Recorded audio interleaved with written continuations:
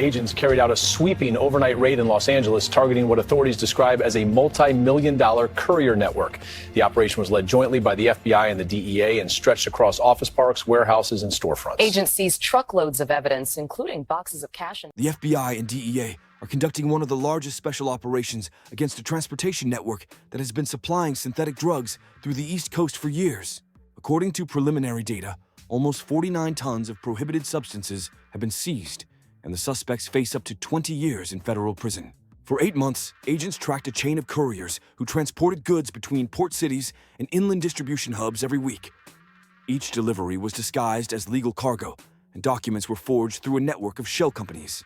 Investigators gathered evidence that the entire scheme was coordinated by a high-ranking official in the Department of Transportation who used his position to cover routes and falsify customs inspections. His name appears in hundreds of intercepted conversations where delivery schedules, payment amounts, and ways to avoid controls are discussed. Meanwhile, surveillance teams recorded the movement of trucks between warehouse complexes registered to front persons. Each warehouse looked like an ordinary logistics center, but agents noticed anomalous details: increased security, nighttime unloading, the absence of official records of the movement of goods. In parallel, financial investigators analyzed bank transfers through offshore accounts. The money passed through dozens of companies in Panama, the Cayman Islands, and Hong Kong, each time changing form and ownership to dissolve into the global financial system. According to experts, about $80 million passed through this network every month, which was then returned to the United States as legal investments in real estate and startups. The operation gained momentum slowly, but methodically. At first, agents identified low-level couriers who themselves did not know the full picture.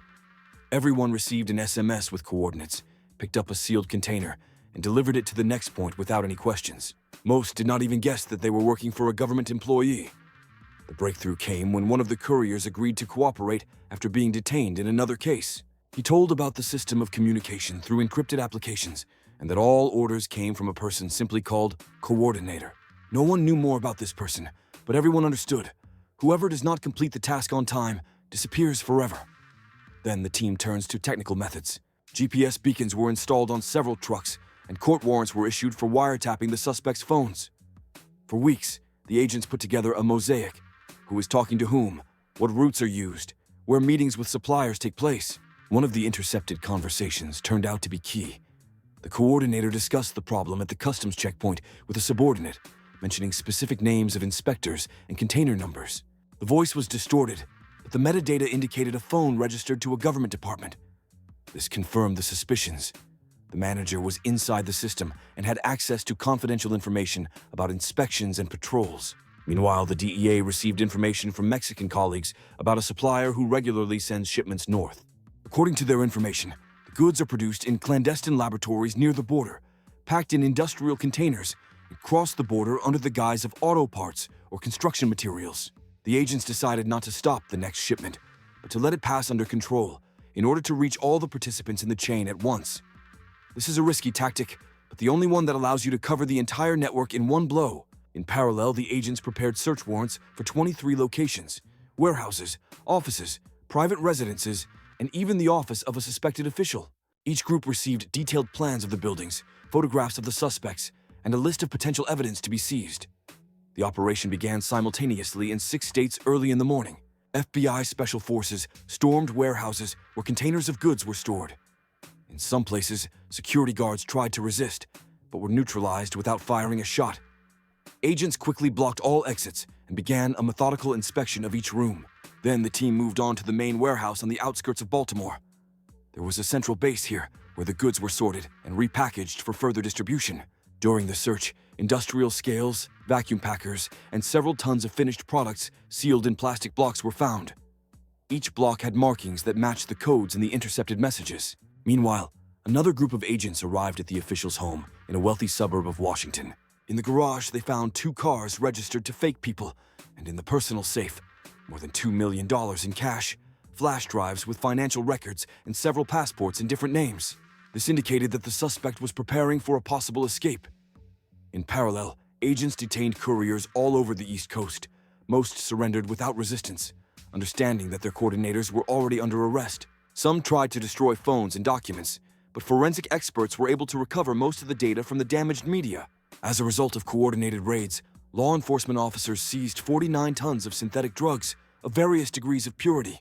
According to experts, this amount could supply the market for several months and bring the cartel about $500 million in profit.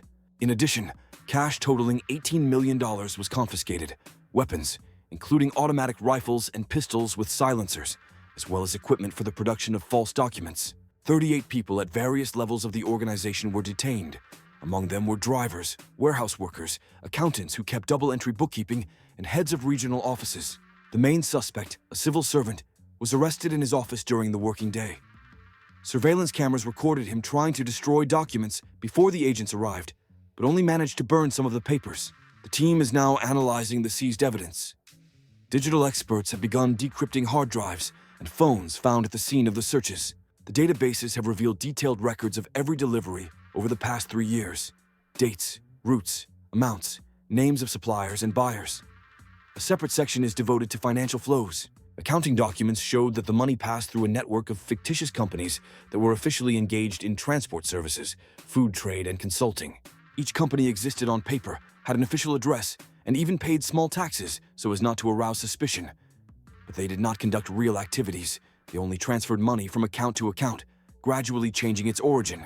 Meanwhile, investigators established connections with other criminal groups. It turned out that some of the goods were supplied to Canada and Europe through seaports, where the suspect used his connections to speed up customs clearance and avoid thorough checks. In parallel, the agents traced the supply chain from the source. Mexican partners provided the coordinates of underground laboratories that produced synthetics for this network. According to intelligence, these facilities were controlled by one of the large cartels, which was looking for reliable partners on the American side. The found official became an ideal candidate due to access to the logistical infrastructure and the ability to influence inspections. Next, the team moves on to interrogating the detainees. Most of the grassroots participants agreed to cooperate in exchange for a reduced sentence. They told about the internal structure of the organization, who was responsible for what, how the calculations were made, where the goods were hidden during emergency situations. One of the accountants provided detailed information about the offshore accounts and money laundering schemes.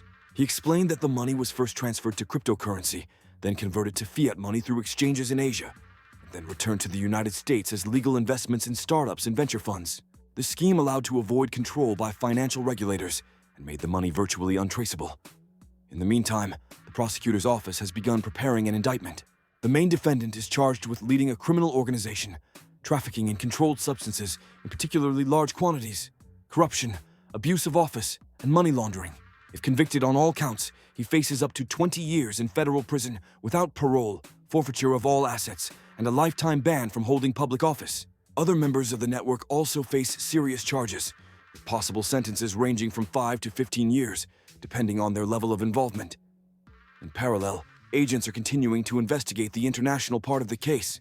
Connections have been established with suppliers in Mexico, Colombia, and Venezuela. Preliminary information suggests that this network was just one of the channels through which the cartels were promoting goods to the North American market. The team then moves on to the public part of the operation. Representatives of the FBI and DEA held a joint press conference where they showed off some of the seized evidence: packages of drugs, weapons, fake documents, and stacks of cash. The head of the operation emphasized that this is one of the largest strikes on the transportation infrastructure of drug cartels in recent years. He emphasized that the detention of a high-ranking official demonstrates the readiness of federal authorities to pursue criminals regardless of their status and connections. Meanwhile, preliminary hearings have begun in court. The suspect's lawyers have tried to challenge the legality of the searches and wiretaps, but the judges have found all the evidence admissible because the agents acted under federal court orders and followed procedural rules. The detainee has been denied bail due to the risk of flight and the possibility of influencing witnesses. In parallel, agents are tracking the suspect's further connections. In his personal records, the names of other officials and businessmen who may also have been involved in the scheme have been found in recent years and has set a new standard for future investigations of a similar scale in detainees. It was revealed that the suspected official owned real estate in 5 states, which cannot be explained by his official salary as a civil servant. Investigators have already found houses in 3 Latin American countries where the suspects could hide in case of threat of arrest. The team then moves on to assess the social impact of the operation. Representatives of local communities on the by them. In parallel, experts assess long-term trends. According to statistics, after such large-scale operations, the market does not fully recover for at least a year. Some consumers switch to other substances or seek help, Some small dealers go out of business due to increased risks, and large suppliers need time to build new logistics chains and check the reliability of potential partners. Meanwhile, federal agencies are using the case as a training ground for new recruits.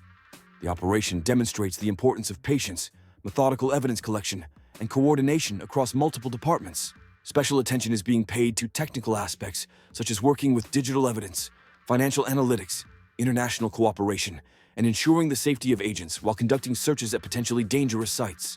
The team then moves on to the results of the first phase of the investigation. Sufficient materials have been collected to bring charges against all detainees. Physical evidence has been preserved in proper conditions, and cooperation with international partners has been established to extradite those involved who left the country before the operation began. The second phase is ahead: preparation for court hearings, work with witnesses, and possible additional arrests based on new information. Law enforcement officials emphasize that this operation was made possible by a systemic approach to combating organized crime. The use of modern surveillance technologies, in-depth financial analysis, interagency coordination, and international cooperation created the conditions for the successful disclosure of a scheme that had gone unnoticed for years. This gives hope that similar methods will be effective against other structures that are trying to exploit weaknesses in the control system and use corrupt connections to protect their activities.